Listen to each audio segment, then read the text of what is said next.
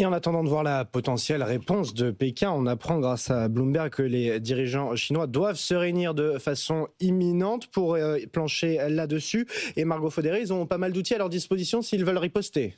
C'est vrai, le premier levier que peut actionner Pékin dans ce bras de fer, c'est une arme économique, le fait que la Chine est tout simplement un marché important pour les entreprises américaines. Et donc pour essayer de faire plier les États-Unis, Pékin peut décider par exemple d'interdire l'accès au marché chinois aux entreprises américaines.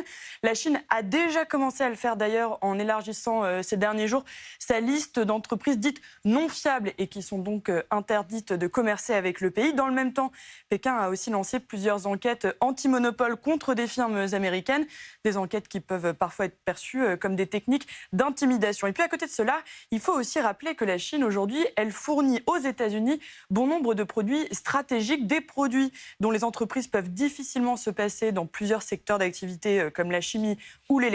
Et bien selon les informations du Wall Street Journal, Pékin aussi a commencé à utiliser cette arme stratégique en mettant en place des restrictions à l'exportation vers les États-Unis, notamment sur les minerais critiques. Margot Faudéré, ça c'est pour le volet purement économique, mais la Chine dispose aussi d'un certain nombre d'armes financières pour tenter de faire plier Washington. Vous avez raison, une arme qui pourrait être utilisée en théorie, c'est celle de la dette. Vous le savez, aujourd'hui la dette américaine est financée en partie par l'étranger et notamment par la Chine.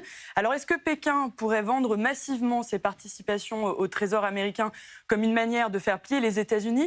Écoutez la réponse de David Go, partner et CIO de Bédurant Capital Partners. Il était ce matin sur BFM Business. On n'a pas de signe en fait que la Chine a vendu massivement des bons du Trésor américain. C'est pas dans l'intérêt de la Chine non plus, parce qu'elle doit se rémunérer en fait sur ses réserves de monnaie. Donc c'est pas une arme politique en tant que telle à ce jour, et la Chine communique très peu en fait sur ce sujet. Et puis un dernier levier que la Chine pourrait activer, c'est sa monnaie en dévaluant le yuan comme elle l'a fait en 2019. Mais là encore, cette décision ne serait pas forcément dans son intérêt.